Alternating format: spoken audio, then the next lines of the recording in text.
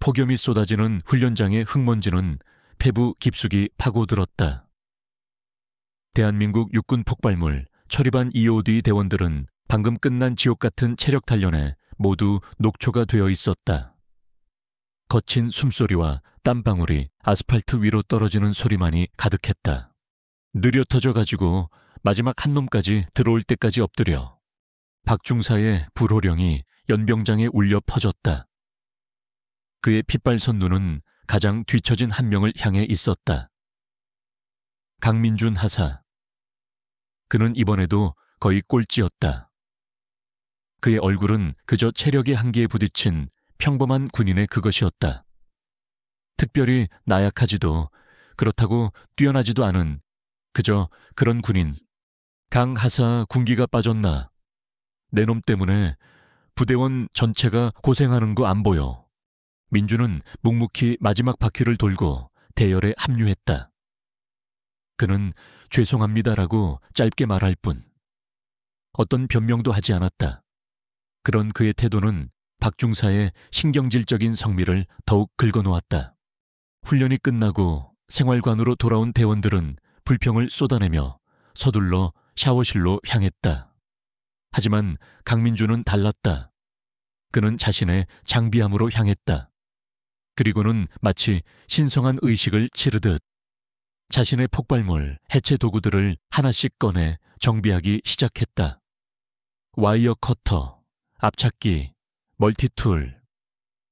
그는 마른 헝겊으로 도구에 묻은 미세한 먼지를 닦아내고 날이 무뎌지지는 않았는지, 연결 부위가 헐거워지지는 않았는지 꼼꼼하게 확인했다.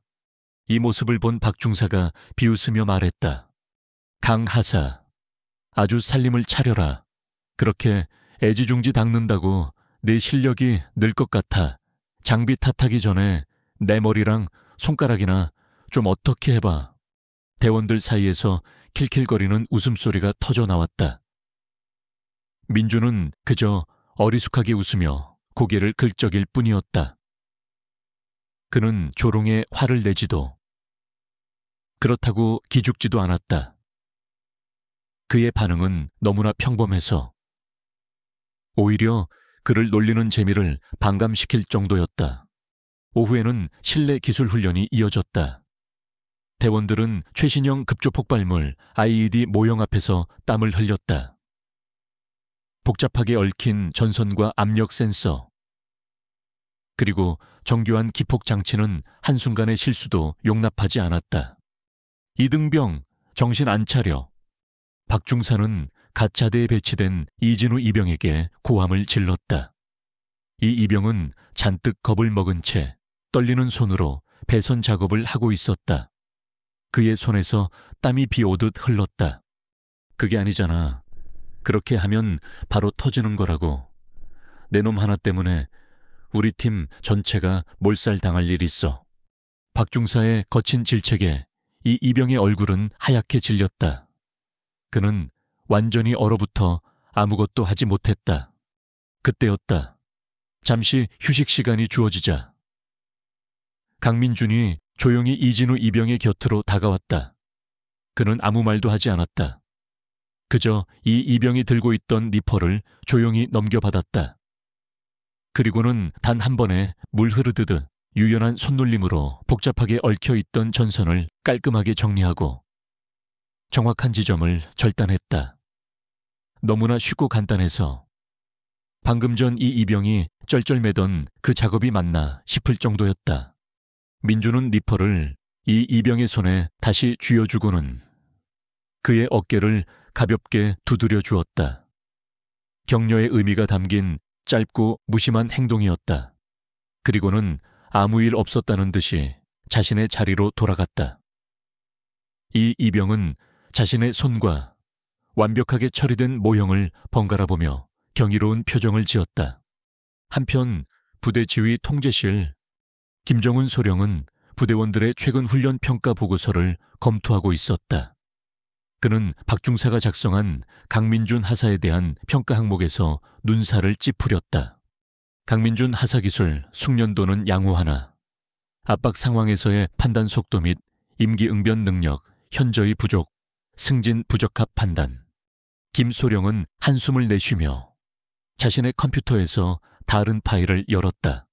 그것은 강민준 하사의 육군사관학교 시절 기록이었다. 화면에는 믿을 수 없는 데이터가 떠 있었다.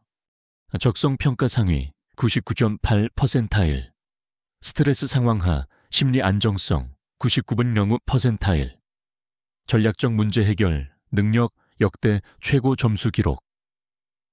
김소령은 보고서와 화면을 번갈아 보았다.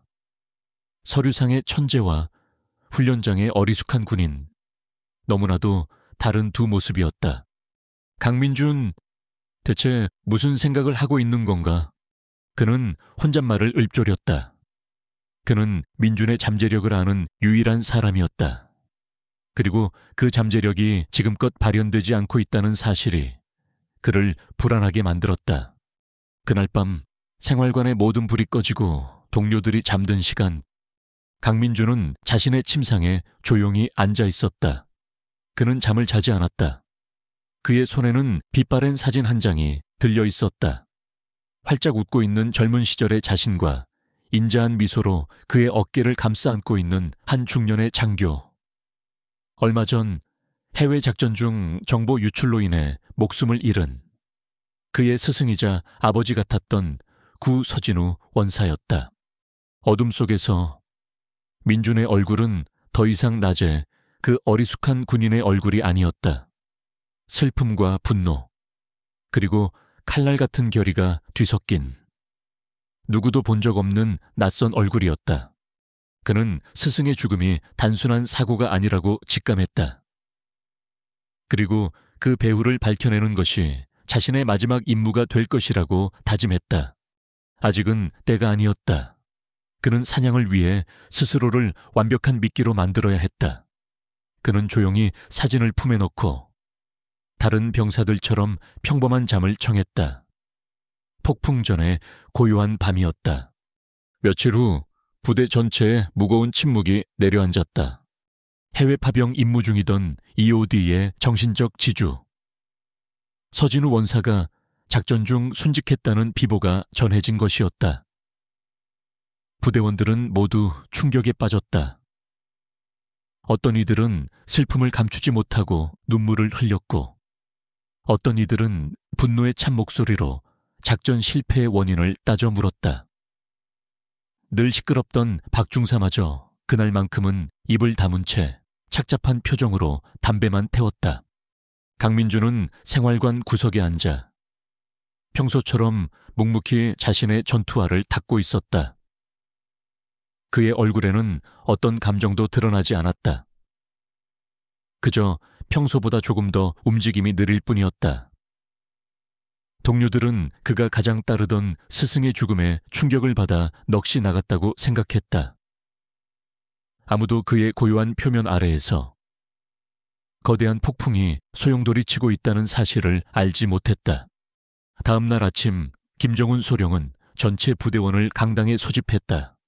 알다시피 서진우 원사가 적의 신형 폭발물에 의해 장렬히 순직했다. 김소령은 비통한 목소리로 공식적인 사고 경위를 발표했다. 적의 기술이 예상을 뛰어넘었고 아군의 대응 프로토콜에 허점이 있었다는 내용이었다. 그것은 군의 명예를 지키기 위한 잘 짜인 거짓말이었다. 하지만 김소령은 알고 있었다. 진실은 달랐다. 적은 아군의 폭발물 해체 표준 절차 SOP를 완벽하게 파악하고 있었다. 그들은 아군의 움직임을 예측하여 정해진 절차를 따르는 순간 폭발하도록 덫을 놓았던 것이다. 이것은 사고가 아니었다. 내부 정보 유출로 인한 명백한 암살이었다. 배신자는 바로 이 부대 안에 있었다. 발표를 듣는 동안 강민준은 미동도 없이 연단 위에 김소령을 응시했다. 그들의 시선이 허공에서 아주 짧게 부딪혔다. 그 순간 민준은 김소령의 눈빛에서 공식 발표 너머의 진실을 읽었다.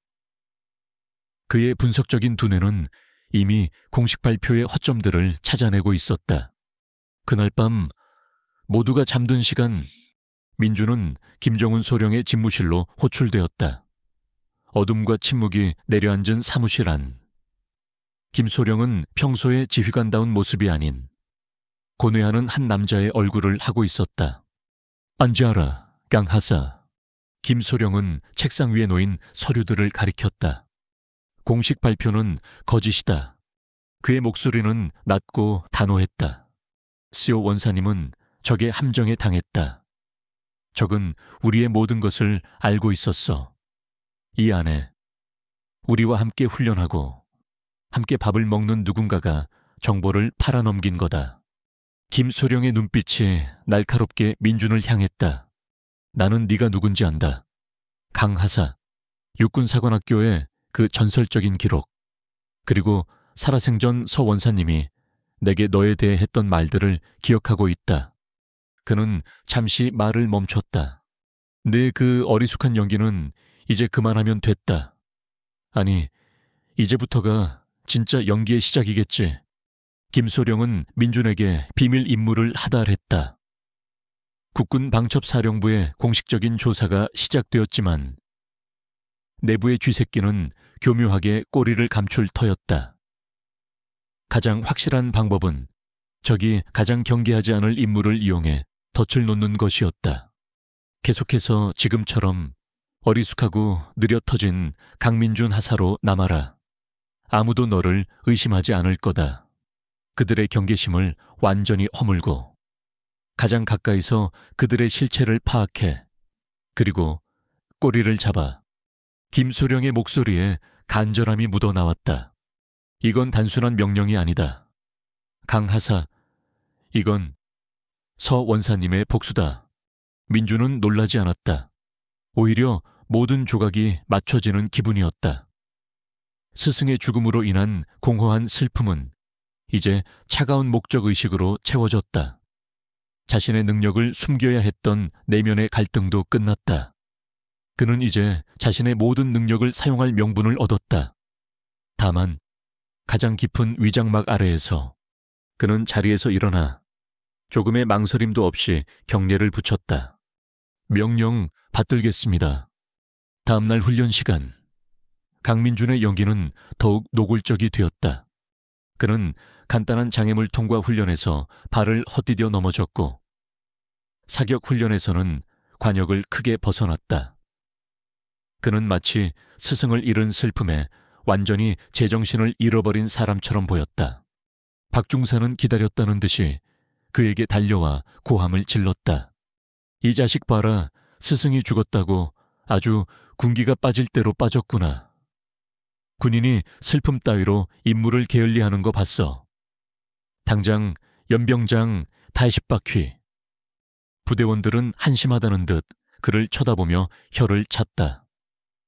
그리고 그들 중 한 명, 평소에는 과묵하고 성실한 모습으로 모두의 신임을 얻고 있던 한 상사의 눈에 아주 짧게 안도와 경멸의 빛이 스쳐 지나가는 것을 강민준은 놓치지 않았다. 그의 계획은 성공적으로 시작되고 있었다. 그날 밤 모두의 경멸 어린 시선을 받으며 생활관으로 돌아온 강민준의 모습은 처량하기 짝이 없었다. 하지만 그의 머릿속은 그 어느 때보다 차갑고 날카롭게 움직이고 있었다. 그는 부대원 한 명 한 명의 얼굴을 떠올렸다. 그들의 평소 행동, 말투, 재정 상태, 그리고 서원사의 죽음에 대한 반응까지. 느림보 군인 강민준의 가면 아래에서 비밀 수사관 고스트의 눈이 번뜩이고 있었다. 사냥이 시작되었다. 일주일 후 EOD 부대 전체에 실전과 같은 긴장감이 감돌았다. 김정은 소령은 서진우 원사의 마지막 작전에서 얻은 첩보를 바탕으로 제작된 신형 급조폭발물 IED 모의 훈련을 실시한다고 발표했다. 제한 시간 10분, 실제 폭발물과 동일한 구조와 압력 센서, 그리고 복잡한 전자회로. 단 한 번의 실수는 곧 팀 전체의 실패를 의미했다. 대원들의 얼굴에는 긴장감이 역력했다. 특히 강민준의 얼굴은 거의 사색에 가까웠다. 그는 연신 손바닥의 땀을 바지에 닦아냈다. 그 모습을 본 박중사는 혀를 차며 비웃었다. 벌써부터 오줌이라도 지르시겠네, 강하사. 훈련은 2인 1조로 진행되었다. 그리고 운명의 장난처럼 강민주는 신병 이진우 이병과 한 조가 되었다. 이 이병의 얼굴이 하얗게 질렸다. 부대에서 가장 어리숙한 선임과 함께 가장 어려운 훈련을 받아야 하는 절망적인 상황이었다. 훈련 시작. 김소령의 명령과 함께 강당 중앙에 설치된 거대한 디지털 시계의 숫자가 10청에서부터 줄어들기 시작했다. 박중사는 평가관으로서 매서운 눈으로 민중과 진우의 일거수일투족을 지켜보았다. 정신 똑바로 차려, 이등병. 내 목숨이 저 고물 딱지 같은 선임 손에 달렸으니까. 민준의 접근 방식은 답답할 정도로 느렸다. 그는 폭탄 모형에 다가서기 전에 매뉴얼을 펼쳐들고 한 페이지 한 페이지 넘겨가며 절차를 확인했다. 강하사, 지금 소풍 왔나 머릿속에 든 게 없으면 몸이라도 빨라야 할 것 아냐. 박중사가 확성기를 통해 고함을 질렀다. 민주는 아랑곳하지 않고 탐지 장비를 이용해 폭탄의 외부를 꼼꼼하게 스캔했다. 그의 이마에서는 구슬 같은 땀방울이 흘러내렸다. 시간은 속절없이 흘러 5분을 넘어서고 있었다. 이쪽입니다. 그는 마침내 폭탄의 외부 패널을 열고 복잡하게 얽힌 전선들을 드러냈다. 수십 개의 알록달록한 전선들이 마치 독사의 둥지처럼 얽혀 있었다. 이병 1번 니퍼. 그의 목소리는 미세하게 떨리고 있었다. 그 모습을 본 이진우 이병은 더욱 불안해졌다. 시간은 이제 1분을 남겨두고 있었다. 그들은 마침내 마지막 단계에 도달했다. 기폭 장치로 연결되는 주 전원선, 빨간 선과 파란 선.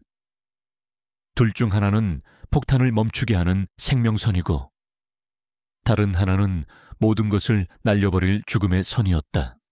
민준의 손이 눈에 띄게 떨리고 있었다. 그는 와이어 커터를 든 채 2개의 선 앞에서 몇 초 동안이나 망설였다. 그의 눈동자는 공포로 흔들리는 듯 했다. 30초 남았다. 뭐 하는 거야? 강민준. 박중사의 목소리가 거의 비명에 가까웠다. 그 순간 민준은 결심한 듯 이를 악물고 커터를 움직였다. 싹둑. 파란 선이 끊어졌다. 그리고 다음 순간 비익. 훈련장 전체에 날카로운 버저 소리가 울려 퍼졌다. 폭탄 모형에서는 실패를 알리는 붉은 램프가 미친 듯이 깜빡였고 이내 희뿌연 연기가 피어올랐다. 실패였다. 강당 안에는 잠시 동안 오글루시텔나이티시나 정적이 흘렀다. 이진우 이병은 망연자실한 표정으로 주저앉았다. 다른 대원들은 믿을 수 없다는 듯 혹은 그럼 그렇지 라는 듯한 표정으로 민준을 쳐다보았다. 이 개새끼가 가장 먼저 정적을 깬 것은 박중사였다. 그는 훈련장 안으로 뛰어들어와 민준의 헬멧을 벗겨 내동댕이 쳤다. 내 놈은 군인도 아니야. 이 겁쟁이. 쓸모없는 새끼. 너 같은 놈 때문에 우리 부대원들이 다 죽을 뻔했다고. 그의 얼굴은 분노로 시뻘겋게 달아올라 있었다. 시오 원사님은 너 같은 놈을 제자로 둔 걸 하늘에서 통곡하고 계실 거다. 당장 군복 벗어. 이 새끼야. 박중사의 욕설과 조롱이 강당 전체에 울려 퍼졌다.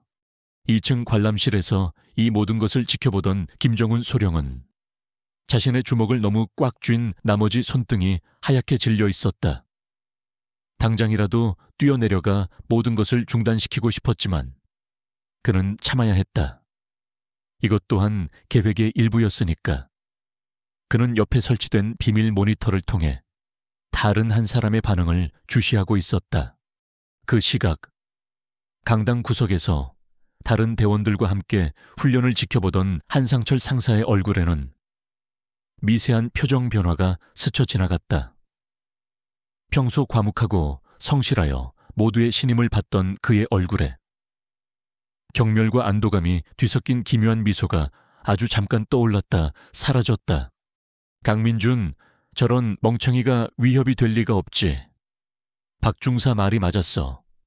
스승이 죽고 완전히 맛이 가버린 그저 불쌍하고 한심한 놈일 뿐이야. 이제 안심하고 계획을 진행해도 되겠군. 그의 내면을 읽은 듯 김소령의 입가에도 누구도 모르는 차가운 미소가 걸렸다. 강민주는 훈련장 한가운데에 서서 고개를 숙인 채 모든 비난을 온몸으로 받아내고 있었다. 그는 부대에서 가장 무능하고 가장 한심한 군인의 모습이었다. 하지만 징계위원회에 회부되기 위해 끌려나가는 그의 뒷모습을 보며 아무도 그의 머릿속을 들여다보지 못했다. 표적, 미끼를 물었다. 1단계 작전 완료. 이제 표적의 경계심 이완 기간을 예측하고 2단계 작전, 감시 및 정보 수집을 준비한다. 그의 굴욕적인 표정 아래 유령의 차가운 두뇌는 이미 다음 작전을 계획하고 있었다. 훈련 실패 이후 강민주는 부대의 유령이 되었다. 대원들은 그를 없는 사람 취급했다. 식당에서 그가 테이블에 앉으면 다른 이들은 말없이 일어나 다른 자리로 옮겨갔다. 생활관에서 그는 투명인간이었고 훈련장에서 그는 걸리적거리는 짐 덩어리였다. 그의 이름 앞에는 늘 느림보, 고문관, 겁쟁이 같은 수식어들이 따라붙었다. 박중사의 괴롭힘은 더욱 노골적이 되었다. 그는 민준에게 모든 훈련에서 열애시키고 부대 내에서 가장 힘들고 더러운 작업만 골라서 시켰다. 화장실 청소, 음식물 쓰레기 처리, 탄약고 정비. 박중사는 그를 공개적으로 모욕하며 즐거워했다. 강하사 내놈은 폭탄 대신 똥이나 치우는 게 딱 어울려. 안 그래? 제군들, 대원들은 박중사의 말에 웃음을 터뜨렸다. 민주는 그저 묵묵히 자신의 일을 할 뿐이었다. 그의 얼굴에는 굴욕감도 분노도 보이지 않았다. 오히려 그는 이 고립을 완벽한 위장막으로 활용하고 있었다. 모두가 그가 화장실 바닥을 문지르고 있다고 생각할 때 그는 장교 숙소의 배관 구조를 파악하고 있었다. 그가 음식물 쓰레기를 나르고 있다고 비웃을 때 그는 특정 간부들이 무엇을 먹고 어떤 약을 복용하는지까지 관찰하고 있었다. 그리고 탄약고를 정비하라는 명령은 그에게 부대 내 보안 시스템의 허점을 파악할 절호의 기회를 제공했다. 그의 주요 감시 대상은 성실한 군인 한상철 상사였다. 겉으로 보기에 한 상사는 흠잡을 데 없는 군인이었다. 늘 가장 먼저 출근했고 후배들을 잘 챙겼으며 자신의 임무에 있어서는 완벽에 가까웠다. 하지만 민준의 눈은 그의 완벽함 뒤에 숨겨진 미세한 균열들을 보고 있었다. 어느 날 밤, 민준은 장교 식당 청소 임무를 수행하던 중 한상철 상사가 앉았던 테이블 밑에 초소형 도청 장치를 설치했다. 그리고 며칠간의 감청 끝에 그는 마침내 꼬리를 잡았다. 한상철 상사는 자신의 애인과 통화하는 척하며 암호화된 메시지를 주고받고 있었다. 대화 내용은 평범한 연인들의 그것이었지만 특정 단어들이 반복될 때마다 미세한 고주파 신호가 함께 전송되었다. 민주는 그 신호를 자신의 노트북으로 포착하여 분석했다. 그것은 해외의 특정 서버와 데이터를 주고받는 고도로 암호화된 통신 방식이었다. 그리고 어젯밤 그는 결정적인 대화를 엿들었다. 키메라, 70D시간 안에 날고 싶어 해. 손님이 기다리고 있어. 키메라 치메라. 그것은 부대 내에서 극비리에 개발 중인 차세대 스마트 신관의 프로젝트 명이었다. 서진우 원사가 목숨을 걸고 지키려 했던 바로 그 기술이었다. 그리고 71시간 배신자가 정보를 넘기기로 약속한 시간이었다. 민준의 심장이 차갑게 가라앉았다. 시간이 없었다. 그는 이 사실을 즉시 김정은 소령에게 보고하고 싶었지만 그럴 수 없었다. 한상철 상사는 교활했다.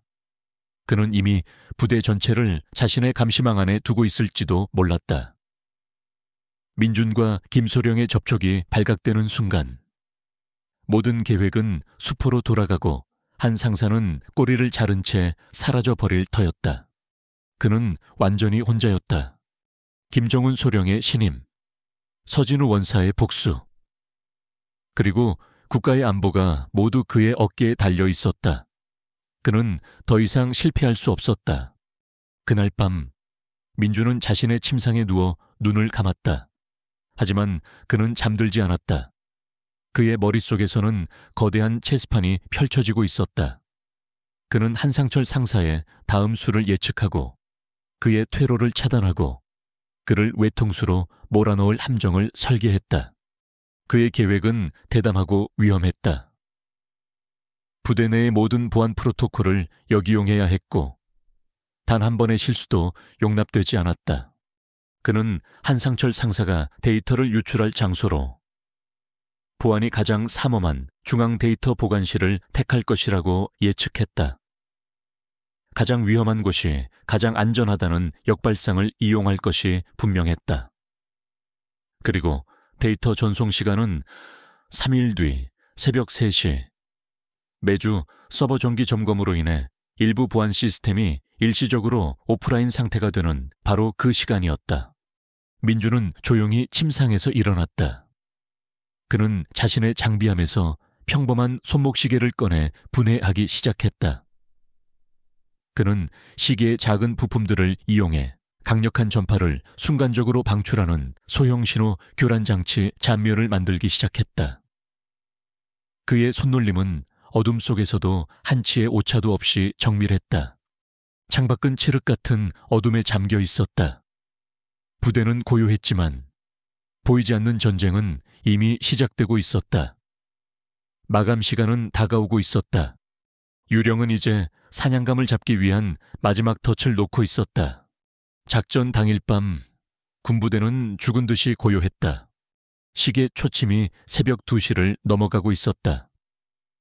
강민주는 침상에서 소리 없이 일어나 어둠 속에 익숙한 작업복으로 갈아입었다. 그는 그림자처럼 생활관을 빠져나와 자신의 부대 안에서 유령처럼 움직였다. 그의 모든 감각은 극도로 예민해져 있었다. 바람 소리, 멀리서 들려오는 경비견의 짖음, 그리고 자신의 심장 소리까지. 그의 목표는 중앙 데이터 보관실. 부대 내에서 보안이 가장 삼엄한 심장부였다. 그는 보란듯이 정문을 이용하지 않았다. 대신 청소부들이나 드나드는 낡은 환풍구를 택했다. 며칠간의 벌 청소는 그에게 이 건물의 모든 취약점을 파악하게 해 주었다. 먼지 쌓인 환풍구를 기어서 통과한 그는 마침내 서버실 내부로 잠입했다. 서버실은 서늘한 공기와 낮은 기계음으로 가득했다. 그는 거대한 서버렉 뒤 가장 깊숙한 어둠 속에 몸을 숨겼다. 한상철 상사가 사용할 것이 분명한 중앙 터미널이 한눈에 들어오는 위치였다. 그는 품에서 직접 만든 소형 신호 교란 장치를 꺼내 손에 닿기 쉬운 곳에 두었다. 모든 준비는 끝났다. 이제 사냥감이 덫으로 걸어 들어오기만 기다리면 되었다. 예상대로 새벽 3시가 되기 직전 한상철 상사가 모습을 드러냈다. 그는 조금의 긴장감도 없이 마치 자기 집 안방을 거닐 듯 자연스러웠다. 그는 자신의 높은 보안 등급을 이용해 손쉽게 출입문을 통과하고 중앙 터미널 앞에 앉았다. 그는 주변을 한번 둘러보았지만 어둠 속에 숨은 유령의 존재를 감지하지는 못했다. 한상철은 주머니에서 암호화된 USB 메모리를 꺼내 터미널에 꽂았다. 화면에는 복잡한 코드들이 나타났고 그는 익숙하게 키보드를 두드려 프로젝트 키메라의 설계도가 담긴 파일에 접근했다. 그의 얼굴에는 탐욕스러운 미소가 떠올라 있었다. 이 파일 하나면 그의 남은 인생을 보장할 거액을 손에 쥘 수 있었다. 그는 해외 연락책과 연결된 보안 채널을 열었다. 파일 첨부, 전송 버튼 위로 그의 손가락이 올라갔다. 바로 그 순간이었다. 어둠 속에서 차가운 목소리가 울려 퍼졌다. 거기까지. 한상철 상사. 화들짝 놀란 한상철이 뒤를 돌아보았다. 그곳에는 그가 가장 무시하고 경멸했던 느림보 강민준이 서 있었다. 그의 눈은 더 이상 어리숙하지 않았다. 사리로 번뜩이는 완전히 낯선 맹수의 눈이었다. 네, 네가 어떻게 여기에? 한상철은 당황했지만 그는 역시 훈련받은 군인이었다. 그는 본능적으로 전송 버튼을 누르기 위해 몸을 날렸다. 하지만 민준의 움직임이 더 빨랐다. 민준은 손에 들고 있던 신호 교란 장치를 터미널 옆 서버 렉에 던졌다. 장치는 서버 렉에 부딪히며 짧지만 강력한 전작이 펄스를 방출했다.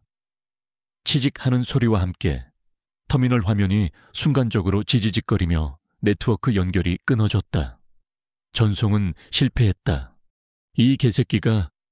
모든 것이 실패했음을 깨달은 한상철은 분노의 차소리 지르며 허리춤에서 날카로운 군용 대검을 뽑아들고 민준에게 달려들었다.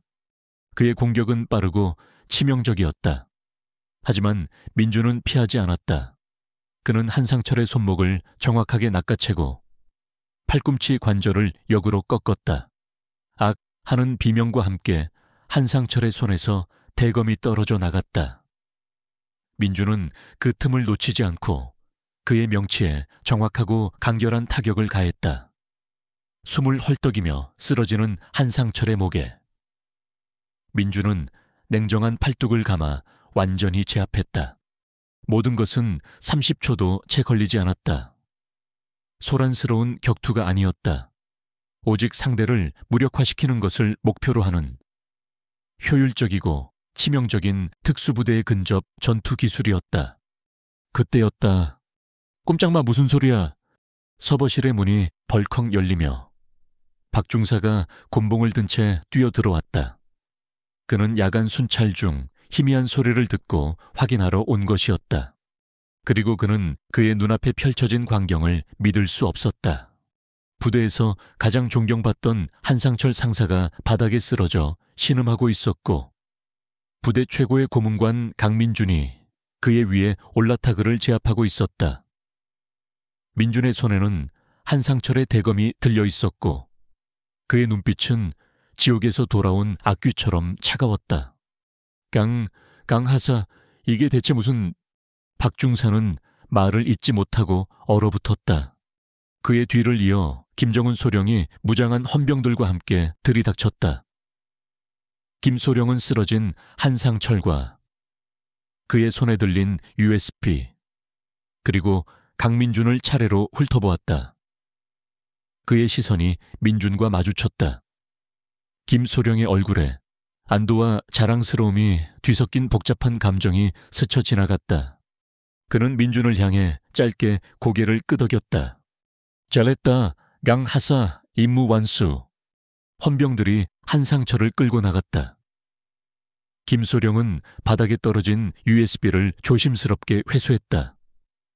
서버실 안에는 침묵만이 흘렀다. 박중사는 여전히 그 자리에 서서 강민준을 망연자실하게 쳐다보고 있었다. 그는 방금 자신이 본 것이 무엇인지, 이 상황이 무엇을 의미하는지 이해하려고 애썼다.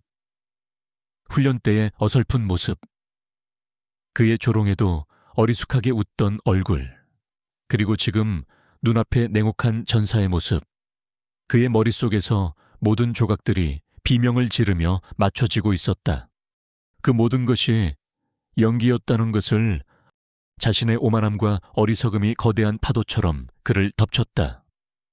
그는 부대에서 가장 뛰어난 군인을 가장 한심한 멍청이로 취급했던 것이다.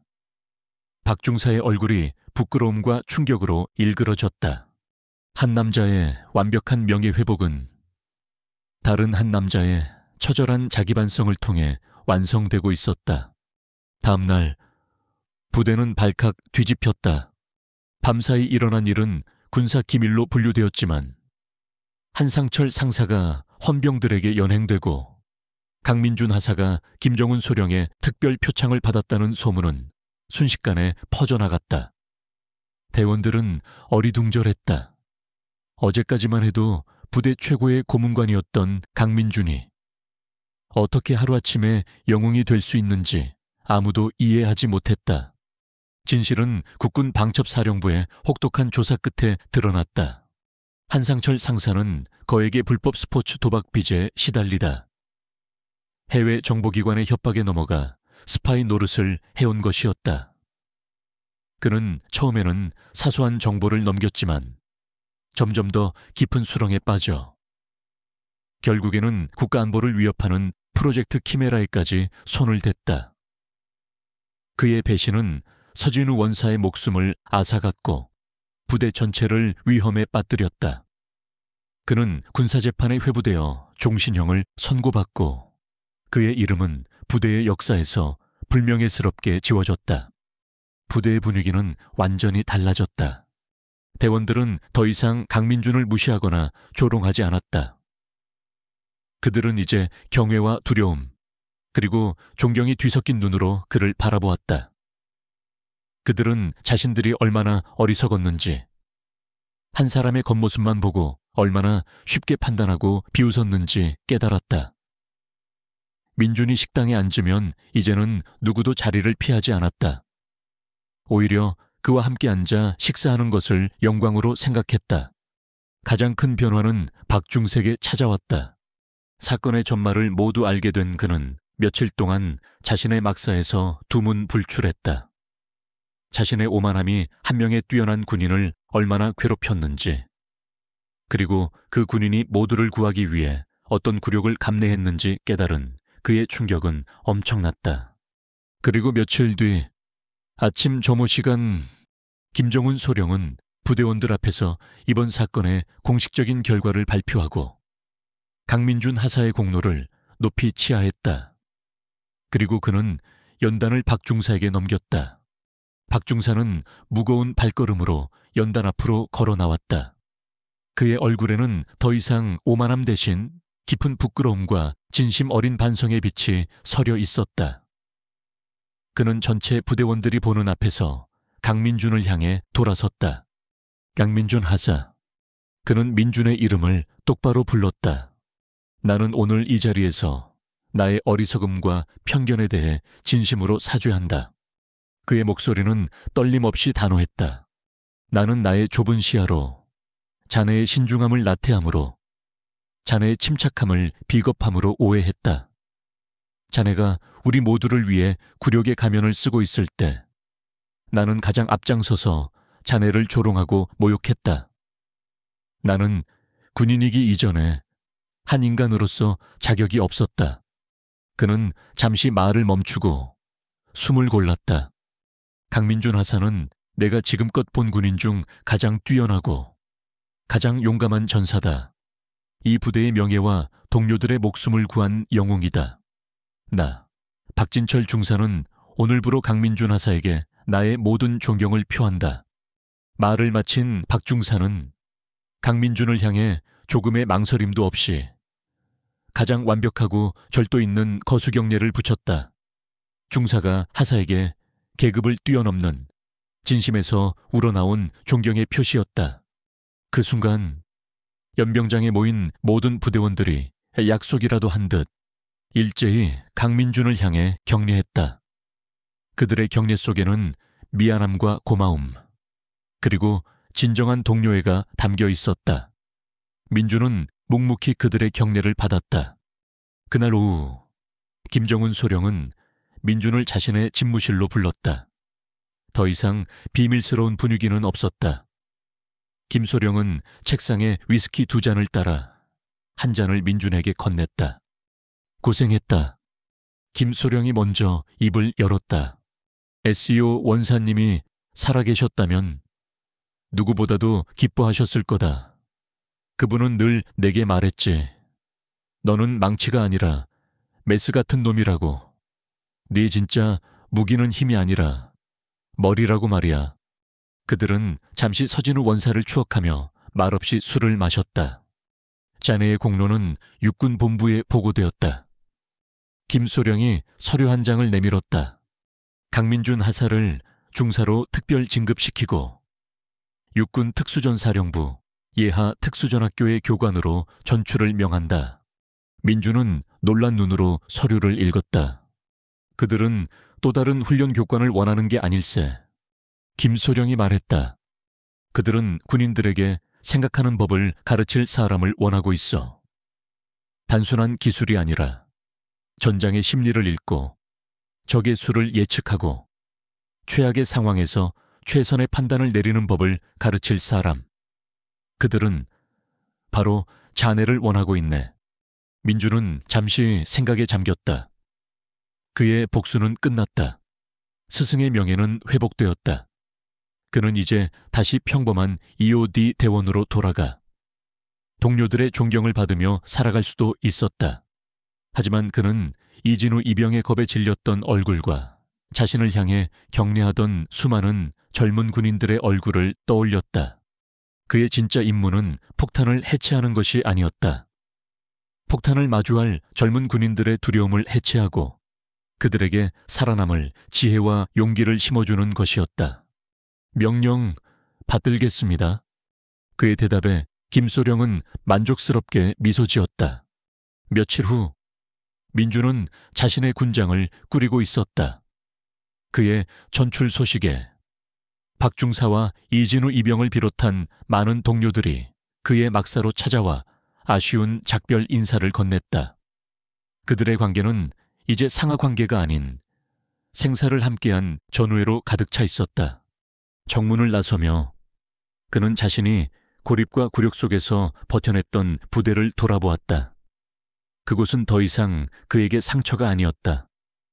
자신의 임무를 완수하고 스승의 명예를 지키고 스스로의 가치를 증명해낸 자랑스러운 터전이었다.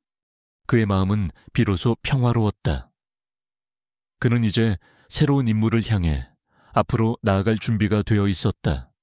1년 후 육군 특수전학교 울창한 숲과 최첨단 훈련시설이 어우러진 이곳은 대한민국 최정예 요원들을 양성하는 심장이었다.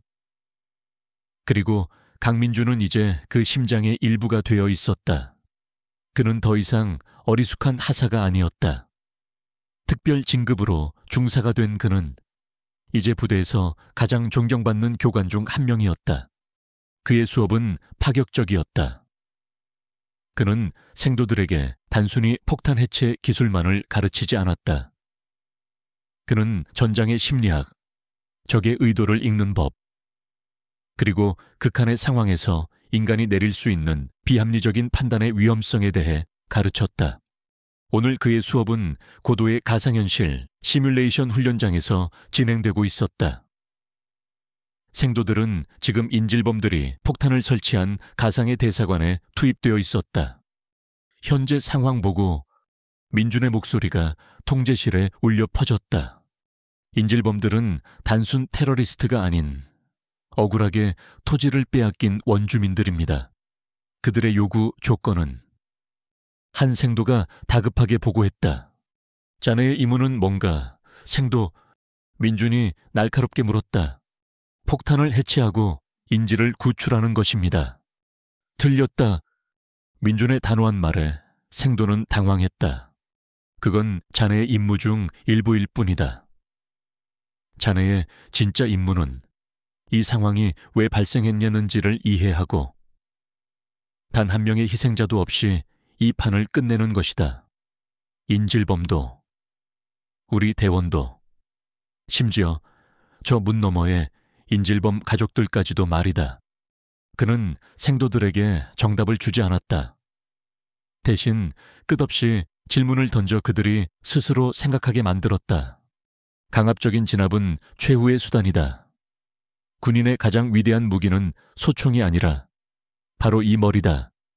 적의 마음을 해체하지 못하면 눈앞의 폭탄을 해체해도 또 다른 폭탄이 나타날 뿐이야. 그의 가르침은 과거 박중사가 부르짖던 묻지도 따지지도 않는 군인 상관은 정반대의 것이었다. 그는 생각하는 군인 마음을 움직이는 전사를 키워내고 있었다. 훈련이 끝나고 한 장교가 그에게 다가와 경례를 붙였다. 놀랍게도 그는 얼마 전 재교육 과정에 입교한 박중사였다. 그는 이제 상사가 되어 있었다. 그의 얼굴에서는 과거의 오만함 대신 진심 어린 존경심이 묻어 나왔다. 교관님 수업은 정말 명불허입니다. 부대에 있을 때 교관님께 이런 가르침을 받았다면 저는 더 나은 군인이 되었을 겁니다. 박중사는 진심으로 말했다. 민주는 그의 어깨를 두드리며 짧게 대답했다. 지금도 늦지 않았습니다. 박 상사님, 두 남자는 과거의 악연을 넘어 이제는 진정한 전우로서 서로를 마주보고 있었다. 그날 저녁 민주는 훈련장을 가로질러 숙소로 향하고 있었다. 저녁 노을이 길게 들이운 연병장 구석에서 한 생도가 홀로 앉아 고개를 숙이고 있는 모습이 눈에 띄었다. 오늘 시뮬레이션 훈련에서 섣부른 판단으로 팀 전체를 위험에 빠뜨렸던 바로 그 생도였다. 의욕은 넘치지만 그만큼 성급하고 오만한, 마치 과거의 박중사를 보는 듯한 모습이었다. 민주는 조용히 그에게 다가가 옆에 앉았다. 생도는 화들짝 놀라며 일어서려 했지만 민주는 손을 들어 그를 제지했다. 나도 아주 중요한 시험에서 실패한 적이 있다. 민준이 나지막이 입을 열었다. 모두가 나를 쓸모없다고 비웃었고 나 스스로도 모든 것이 끝났다고 생각했지. 하지만 실패는 그 안에서 아무것도 배우지 못했을 때에만 진짜 실패가 되는 거다. 그는 오늘 훈련 상황에 대해 이야기했다. 생도의 판단이 왜 잘못되었는지, 어떤 점을 놓쳤는지 차근차근 설명해 주었다. 그것은 질책이 아닌 복기였다. 쟤네는 목표물에만 집중했지. 전장 전체를 보지 못했어. 전투는 결코 단 하나의 수로 끝나지 않아. 항상 다음, 그리고 그 다음 수를 읽어야 한다. 생도는 고개를 들었다. 그의 눈에는 반항심 대신 새로운 깨달음의 빛이 떠오르고 있었다. 기억해라. 가장 무서운 적은 눈앞의 폭탄이 아니라 네 자신의 조급함과 오만함이다. 민주는 자리에서 일어나 생도의 어깨를 툭툭 두드려 주었다. 그 모습은 오래전 빛바랜 사진 속에서 서진우 원사가 젊은 자신에게 해주었던 바로 그 모습과 겹쳐 보였다. 그는 스승의 복수를 끝냈을 뿐만 아니라 이제 스스로가 누군가의 스승이 되어 있었다. 숙소로 돌아온 그는 창밖을 바라보았다. 멀리 훈련장에서 울려 퍼지는 젊은 군인들의 힘찬 함성 소리가 들려왔다. 그의 마음은 그 어느 때보다도 평화로웠다. 그는 폭탄을 해체하는 것보다 더 위대한 사명을 찾았다. 바로 사람을 키워내는 일이었다. 그의 두 번째 군 생활은 이제 막 진정한 봄을 맞이하고 있었다. 오늘 이야기가 마음에 드셨다면 구독과 좋아요 버튼을 꼭 눌러주세요. 여러분의 작은 관심이 저에게는 큰 힘이 됩니다. 더 많은 감동과 놀라움으로 가득 찬 이야기로 다시 찾아뵙겠습니다. 감사합니다.